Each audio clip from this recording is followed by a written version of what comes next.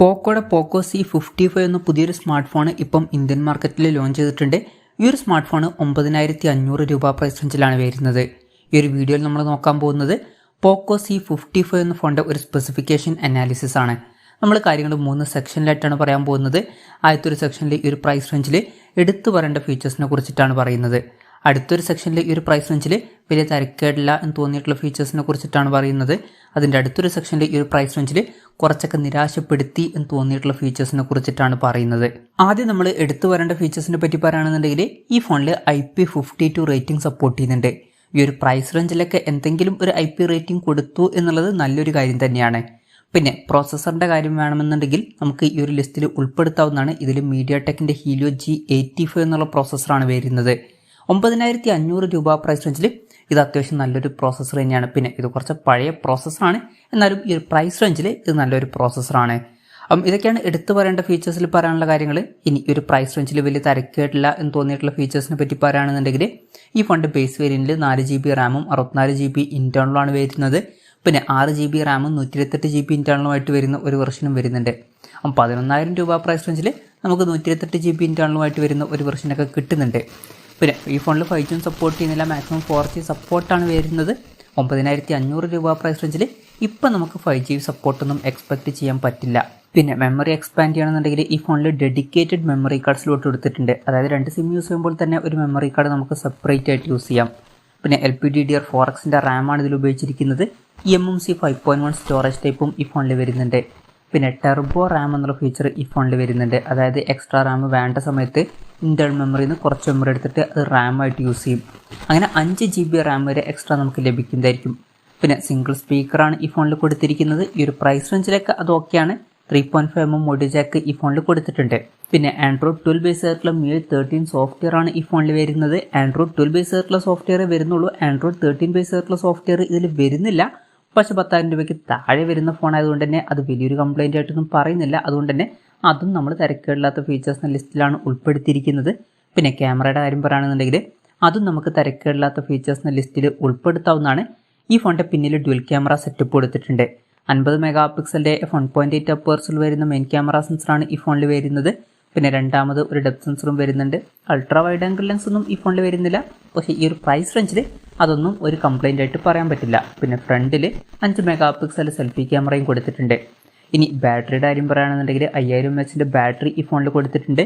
10 വാട്ടിൻ്റെ charging സ്പീഡാണ് ഇതിൽ വരുന്നത്. Fast charging സപ്പോർട്ടൊന്നും വരുന്നില്ല. പക്ഷേ ഈ ഒരു പ്രൈസ് റേഞ്ചിൽ അത് നമ്മൾ വലിയൊരു കംപ്ലൈൻ്റ് ആയിട്ട് പറയുന്നില്ല. എന്നാലും ഈ ഒരു പ്രൈസ് റേഞ്ചിൽ നിങ്ങൾക്ക് ഫാസ്റ്റ് ചാർജിങ് സപ്പോർട്ട് ചെയ്യുന്ന ഫോണുകൾ വേണം എന്നുണ്ടെങ്കിൽ അതിനുള്ള ഓപ്ഷൻസ് ഉണ്ട്. ആ ഒരു കാര്യം ഒന്ന് മനസ്സിലാക്കി വെക്കുക. ബാറ്ററി സെറ്റപ്പ് ബെസ്റ്റ് ആണ് എന്നൊന്നും പറയാൻ പറ്റില്ല. എന്നാലും ഈ ഒരു പ്രൈസ് റേഞ്ചിൽ തരക്കേടില്ല എന്ന് പറയാം. അത്രേ ഉള്ളൂ, ഒരിക്കലും ബെസ്റ്റ് അല്ല. ഇനി ഡിസ്പ്ലേയുടെ കാര്യം പറയുകയാണെന്നുണ്ടെങ്കിൽ 6.71 ഇഞ്ചിൻ്റെ HD+ ഡിസ്പ്ലേ ഈ ഫോണിൽ കൊടുത്തിട്ടുണ്ട്. ഫുൾ HD റെസൊല്യൂഷൻ ഈ ഫോണിൽ വരുന്നില്ല. അത് ഈ ഒരു പ്രൈസ് റേഞ്ചിൽ വലിയൊരു കംപ്ലൈൻ്റ് ആയിട്ട് പറയുന്നില്ല. എന്നാലും ശ്രദ്ധിക്കേണ്ട ഒരു കാര്യം എന്താ വെച്ചാൽ ഈ ഒരു പ്രൈസ് റേഞ്ചിൽ നിങ്ങൾക്ക് ഫുൾ HD റെസൊല്യൂഷനുമായിട്ട് വരുന്ന ഫോണുകൾ വേണം എന്നുണ്ടെങ്കിൽ ചില ഫോണുകളിലൊക്കെ അങ്ങനെ ഫുൾ HD റെസൊല്യൂഷനൊക്കെ വരുന്നുണ്ട്. എന്തായാലും ഈ ഫോണിൽ HD റെസൊല്യൂഷനേ വരുന്നുള്ളൂ. പിന്നെ ഫോണിൻ്റെ ഫ്രണ്ടിൽ വാട്ടർ ഡ്രോപ്പ് നോച്ച് ഡിസൈനുള്ള നോച്ചാണ് കൊടുത്തിരിക്കുന്നത്. ലേറ്റസ്റ്റ് ആയിട്ടുള്ള പഞ്ചോൾ ഡിസൈനൊന്നും ഇതിൽ വരുന്നില്ല. 9500 രൂപ പ്രൈസ് റേഞ്ചിൽ അത് നമ്മൾ വലിയൊരു കംപ്ലൈൻ്റ് ആയിട്ട് പറയുന്നില്ല. എന്നാലും അറിഞ്ഞിരിക്കേണ്ട ഒരു കാര്യം എന്താ വെച്ചാൽ ഒരു പ്രൈസ് റേഞ്ചിൽ പഞ്ചോൾ ഡിസൈനുമായിട്ട് വരുന്ന ഫോണുകൾ വേണം എന്നുണ്ടെങ്കിൽ ചില ഫോണുകളിൽ പഞ്ചോൾ ഡിസൈൻ വരുന്നുണ്ട്. എന്നാൽ ഈ ഫോണിൽ അതും വരുന്നില്ല. പിന്നെ കൂടിയ റിഫ്രഷ് റേറ്റും ഇതിൽ സപ്പോർട്ട് ചെയ്യുന്നില്ല. 60 ഹെർട്സിൻ്റെ റിഫ്രഷ് റേറ്റ് ഈ ഫോണിൽ വരുന്നുള്ളൂ. ഈ ഒരു പ്രൈസ് റേഞ്ചിൽ അതും നമ്മൾ ഒരു കംപ്ലൈൻ്റ് ആയിട്ട് പറയുന്നില്ല. എന്നാലും അറിഞ്ഞിരിക്കേണ്ട ഒരു കാര്യം ചില ഫോണുകളിലൊക്കെ ഈ ഒരു പ്രൈസ് റേഞ്ചിൽ കൂടിയ റിഫ്രഷ് റേറ്റ് ഒക്കെ വരുന്നുണ്ട്. അപ്പോൾ കൂടിയ റിഫ്രഷ് റേറ്റ് വേണം എന്നുണ്ടെങ്കിൽ ഓപ്ഷൻസിൽ വരുന്നുണ്ട്. എന്തായാലും ഈ ഫോണിൽ അതും വരുന്നില്ല. പിന്നെ 120 ഹെർട്സിൻ്റെ ടച്ച് സാമ്പിളിംഗ് റേറ്റ് ഈ ഫോണിൽ വരുന്നുണ്ട്. 20:9 ആസ്പെക്ട് റേഷ്യോയിലാണ് ഈ ഒരു സ്മാർട്ട് ഫോൺ വരുന്നത്. ഫോണിൻ്റെ ഫ്രണ്ടിൽ പാണ്ട ഗ്ലാസിൻ്റെ പ്രൊട്ടക്ഷനും കാര്യങ്ങളൊക്കെ കൊടുത്തിട്ടുണ്ട്. അപ്പോൾ ഡിസ്പ്ലേ ഫീച്ചേഴ്സ് നമ്മൾ മൊത്തത്തിൽ നോക്കുകയാണെന്നുണ്ടെങ്കിൽ തരക്കേടില്ലാത്ത ഡിസ്പ്ലേ ഫീച്ചേഴ്സ് ഈ ഫോണിൽ കൊടുത്തിട്ടുണ്ട്. പക്ഷേ മൊത്തത്തിൽ നോക്കുമ്പം ഒരിക്കലും ഈ ഒരു പ്രൈസ് റേഞ്ചിൽ ഇത് ബെസ്റ്റാണ് എന്നൊന്നും പറയാൻ പറ്റില്ല. ജസ്റ്റ് ആവറേജ് ആയിട്ടുള്ള ഡിസ്പ്ലേ ഫീച്ചേഴ്സ് മാത്രമേ ഇതിൽ വരുന്നുള്ളൂ. പിന്നെ ഈ ഫോണിൽ ഫിംഗർ പ്രിൻറ്റ് സെൻസർ കൊടുത്തിട്ടുണ്ട്. ഫിംഗർ പ്രിൻറ്റ് സെൻസർ ഫോണിൻ്റെ ബാക്കിലാണ് വരുന്നത്. ഫോണിൻ്റെ വെയിറ്റ് വരുന്നത് ഏകദേശം 192 ഗ്രാമാണ്. തിക്നെസ് വരുന്നത് 8.77 mm ആണ്. പിന്നെ ഫോണിൻ്റെ ബാക്കിൽ ലെതർ ടൈപ്പ് ഡിസൈനും കാര്യങ്ങളൊക്കെ കൊടുത്തിട്ടുണ്ട്. ലെതർ ബാക്ക് ബോഡി അല്ല, ലെതർ ടൈപ്പിൽ വരുന്ന ഒരു ഡിസൈനും കാര്യങ്ങളൊക്കെ കൊടുത്തിട്ടുണ്ട്. പിന്നെ ഈ ഫോണിൻ്റെ 3 കളർ വേരിയൻസ് ഇപ്പോൾ ലോഞ്ച് ചെയ്തിട്ടുണ്ട്. കൂൾ ബ്ലൂ, ഫോറസ്റ്റ് ഗ്രീൻ, അതുപോലെ തന്നെ പവർ ബ്ലാക്കും. അപ്പം ഇതൊക്കെയാണ് തിരക്കേടില്ലാത്ത ഫീച്ചേഴ്സിന് ലിസ്റ്റിൽ പറയാനുള്ള കാര്യങ്ങൾ. ഇനി ഒരു പ്രൈസ് റേഞ്ചിൽ കുറച്ചൊക്കെ നിരാശപ്പെടുത്തി എന്ന് തോന്നിയിട്ടുള്ള ഫീച്ചേഴ്സ് എന്തെങ്കിലും ഉണ്ടോ എന്ന് വെച്ചാൽ മൈക്രോ USB ചാർജിംഗ് പോർട്ടാണ് ഈ ഫോണിൽ ഉപയോഗിച്ചിരിക്കുന്നത്. ഈ ഒരു പ്രൈസ് റേഞ്ചിലൊക്കെ നമ്മൾ Type-C ചാർജിംഗ് പോർട്ടും കാര്യങ്ങളൊക്കെ എക്സ്പെക്ട് ചെയ്യുന്നുണ്ട്. എന്നാൽ ഈ ഫോണിൽ മൈക്രോ USB ചാർജിംഗ് പോർട്ടേ വരുന്നുള്ളൂ. അപ്പം അത് കുറച്ചൊക്കെ നിരാശപ്പെടുത്തി എന്ന് പറയേണ്ടി വരും. അപ്പം ഇതൊക്കെയാണ് മൊത്തത്തിൽ ഫീച്ചേഴ്സിനെ പറ്റി പറയാനുള്ള കാര്യങ്ങൾ. ഇനി വിലയുടെ കാര്യം പറയുകയാണെന്നുണ്ടെങ്കിൽ 4GB റാം വെർഷൻ്റെ വില വരുന്നത് 9499 രൂപയാണ്. അതുപോലെ തന്നെ 6GB റാം വെർഷൻ്റെ വില വരുന്നത് 10,999 രൂപയാണ്. ഫെബ്രുവരി 28 മുതലാണ് ഈ ഫോണിൻ്റെ സെയിൽ സ്റ്റാർട്ട് ചെയ്യുന്നത്.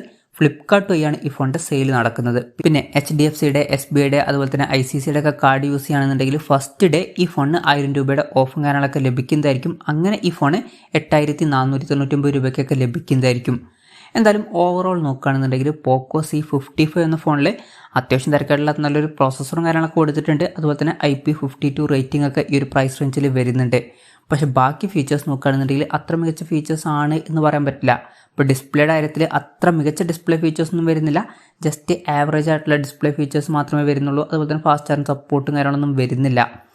ഈ ഒരു പ്രൈസ് റേഞ്ചിൽ പോക്കോ C55 എന്ന ഫോൺ തിരക്കേടില്ലാത്ത ഒരു ഫോണായിട്ടാണ് തോന്നിയിട്ടുള്ളത്. പക്ഷെ ഒരിക്കലും ഈ ഒരു പ്രൈസ് റേഞ്ചിൽ വളരെ മികച്ചൊരു ഫോൺ എന്നുള്ള രീതിയിൽ പറയാൻ പറ്റിയിട്ടുള്ള ഒരു ഫോണായിട്ട് എനിക്ക് തോന്നിയിട്ടില്ല.